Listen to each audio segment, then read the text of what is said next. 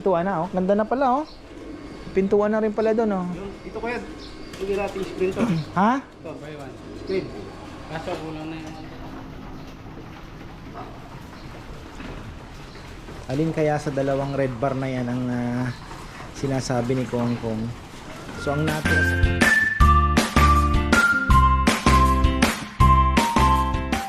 Uy, isang magandang buhay mga farmer. Pigeon Loft. Anong oras na? 5:37. Naririnig pa natin ang grinder. Ayaw magpaawat ni Junjun at ni Nelnel mga farmer. So ayan na. Magpapakain pa lang tayo ngayon. Dahil nasa labas pa sila, ngayon pa lang nagpapasukan din. Ayan, bibisitahin natin kasi nakita ko may sliding door na. Wow. Tapos ayan, bukas magbabakuna kami ni Kong Kong. Week! Week! Mga gutom na kayo? Ha? Okay. Bakit sarado ito?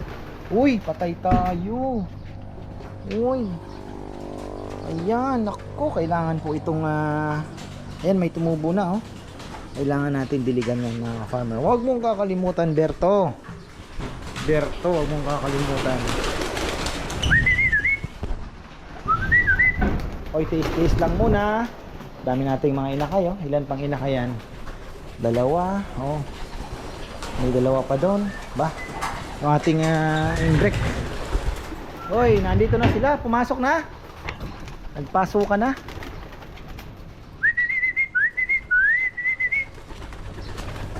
Wow! Sir, ano dito? Oh, Pinapunta ka. ano daw? Dito na lang yung pinto. Maliit na lang. Naka... Ha? Maliit lang. Maliit din. Kasi nga dito, gawa nito, no? Nakaka-store mo dun sa pinto isa. Kaya nakasara. Buksan mo nun. Nandun. Ito, no? Bagay ito naman, hindi naman halos mabubuksan ito, eh. Kaya hindi mo muna pinagaw. Hinintay kita eh.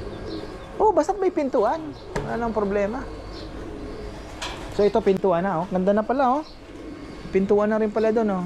Ito ko yan. Hindi natin screen to. Ha? Ito, by one. Screen. Kaso kulang na yung one by one dun ko yan. Maganda kung ganon. Kasi hindi na naman maaabot na ng ano yan. Hindi na. Angge. Hindi na. Oo.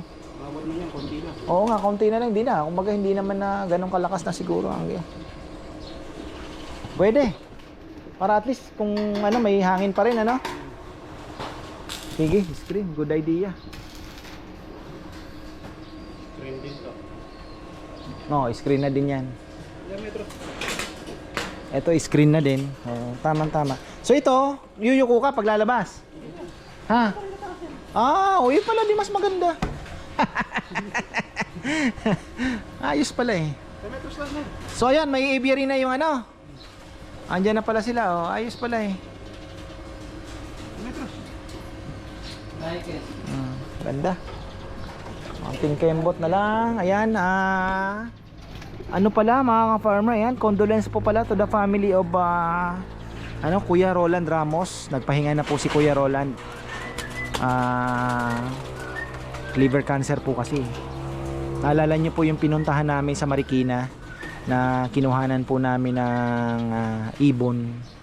So ayun, pinagpahinga na po na siya ng ating poong may kapal. Kaya ayun, condolence na lamang po.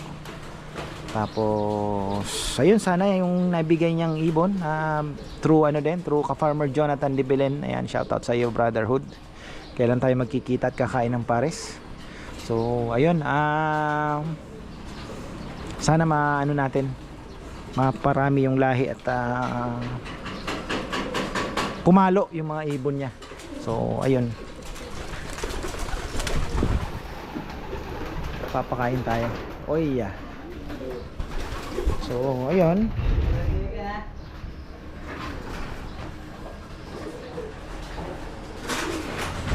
at least yung ating dito, may ano na sila, may masaya na kayo. Ito yung ating pangmalakasan, oh. Mga 3 blue bar na yan.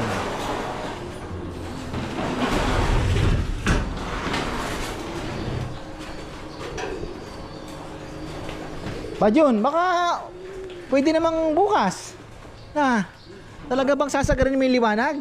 Papalit niyan bukas yan. Ha? Magpapalate bukas. Ay, bukas pa naman, ano ba? Natapos naman ito, Miyerkules ngayon, no? Hanggang Biyernes, kayang-kaya na. Bukas ko yan, matapos. Ha? Bukas, oh. Hindi, magpipintura pa. Iwanan na namin kay Jomar ko eh. Bagay, si Jomar nang bahala, no? Magsusukat na pala tayo doon ng kubo. Oo. Kubo na. Bagay, si Jomar nang bahala. Wala namang pasok si Chichi ngayon, kaya... Bukas yan, okay. Hindi na mabuhay si Papayam nang wala sa buntot ni Jomar. Hindi mabubuhay si Papayam nang wala sa likod si Jomar. Papakain tayo. Namiss ko itong mga ito, ating mga kalapate. So ayan, sabi ni Kongkong mayroong kuyan tumutuldok na ibon, yung red bar daw.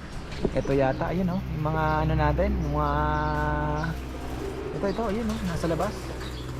Lupit daw eh. Bilib na bilib si Kongkong. Dalawa yan eh, dalawa yung imbrick na yan eh, magkapatid. Magkapatid pero different ano yan, different time. Hindi sila sabay, hindi sila nestmate. Hindi po sila nestmate. Ayan, ayun oh. Sa labas.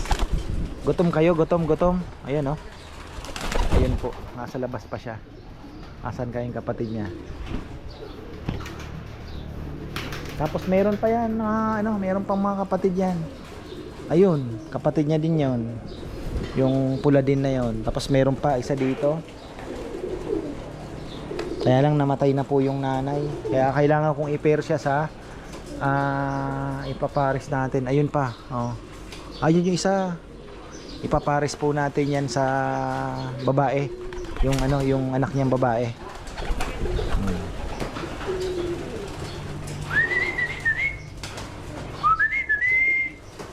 Mamaya na ako magpapakain pag alis na po nila para hindi na ma-disturb masyado yung mga ibon.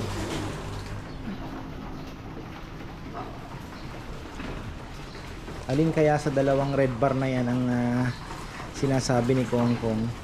So ang natira sa mga imbrick natin, kasi may dalawa akong nestmate na ibigay ko po sa tropa. Kasi nga ililaban po nila ng siya ang naglaban so 5 ibon ang ibinigay ko po sa kanya. Kaya ayan, itong imbrick natin ay ilan na lang ba to? 4 na lang pala ang nila no. So bagay may makakakuha naman tayo. Pero ito na ang pagyayamanin natin. Hindi ko alam kung i-raise ko pa ito.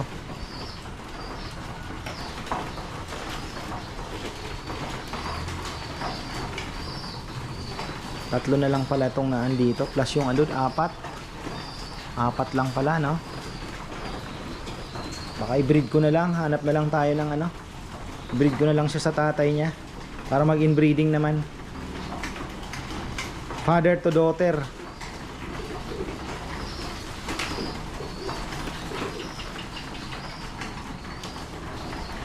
Wala pang tubig, kukuha tayong tubig. Medyo may ilap pa itong mga ito eh. Dadaan lang ako.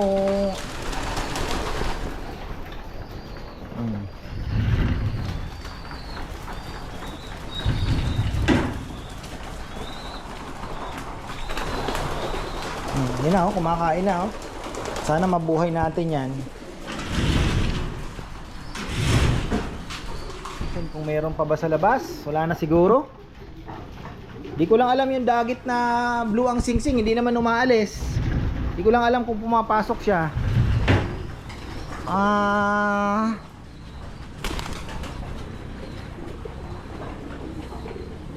Wala.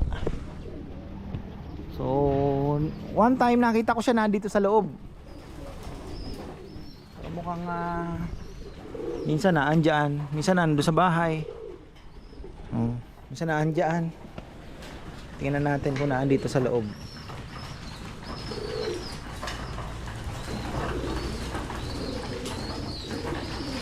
Black check. Ayun na, ito na. Ayan Yun. Ayun na pala siya. Hulihin ko nga yan. Kanino kaya yan?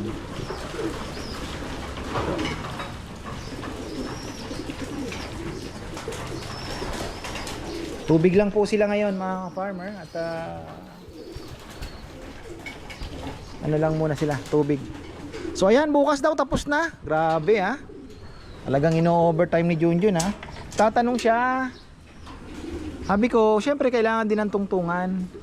Ganito, ito. Tungtungan na yan. So, yan kasi magagamit sa pinto yan. Yung mga binaklas nilang palochina, sa pinto din mapupunta. Tapos ito daw, screen na ang ilalagay na yun. Maganda din naman po. At least may liwanag. Mostly ano naman yan, bukas naman to eh. Mostly bukas naman po ito. Kaya okay lang naman. O kung sarado, at least may liwanag pa rin po, no?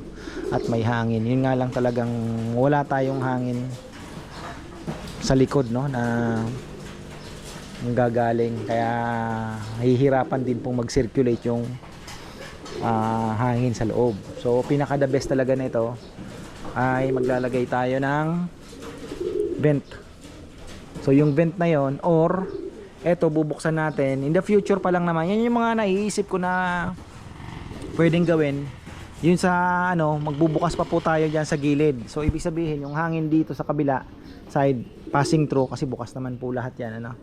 Iikot siyang ganun, makakalabas pasok kasi dito sarado. So ang tendency hindi makakaano dito gaano. So bubuksan natin to ng, pwede tayong maglagay ng louvers diyan, or tingnan na lang natin, ano, kasi syempre ang gidi ng ano ang iniiwasan natin eh. So ayun, sipa natin yan.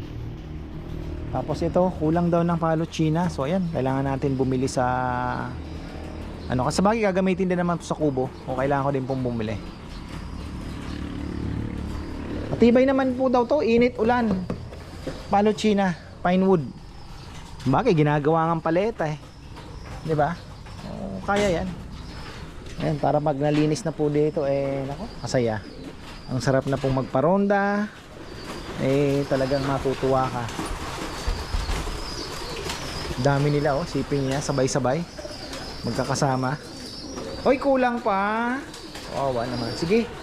Ay, sinusubuan pa rin ng tatay oh. Iiyak pa rin yung inakay natin. Bait din yung tatay. Lalagyan ko pa po sila ng pagkain. Kulang pa yan. Ito kulang pa oh. Lalagay pa tayo. Ayan. Sige. Ba. Ang ba nagagawa ng one time feeding ano? Talagang laking gutom nila.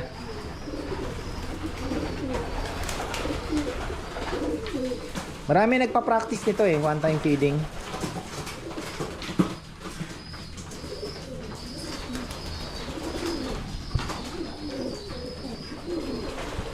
Probiotics naman nilagay ko. Kanina ano, Victory Cod Liver Oil lang nilagay ko. Ngayon ito, ano naman, probiotics na.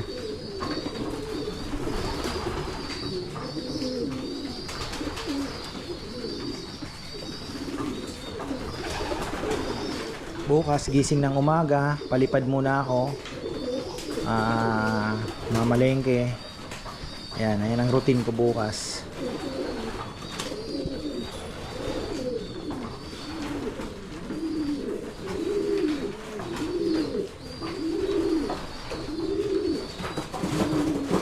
Ano ba nangyayari sa inyo?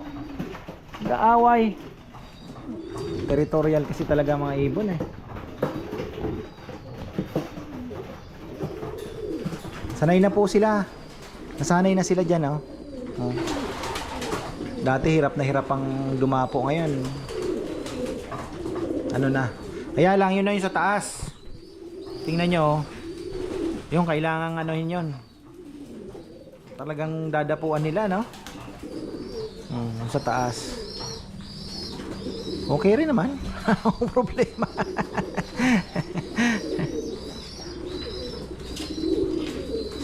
Malagyan pa natin ng harang yan. Mawawala naman yung ventilation. 'Di ba? So, hayaan na lang natin na ganyan yan.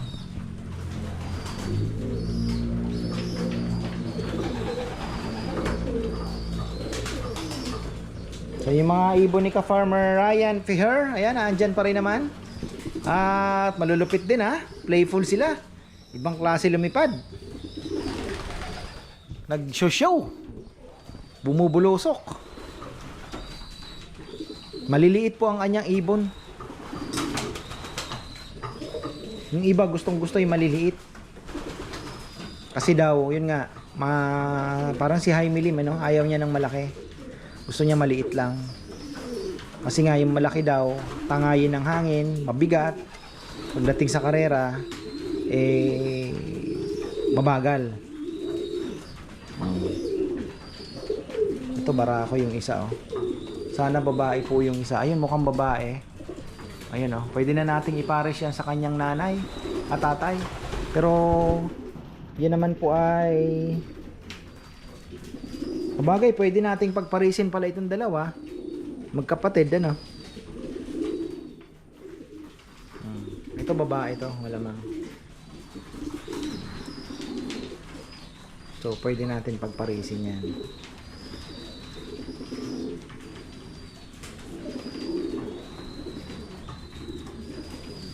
Tapos after parisin naman natin yung tatay naman sa kanya.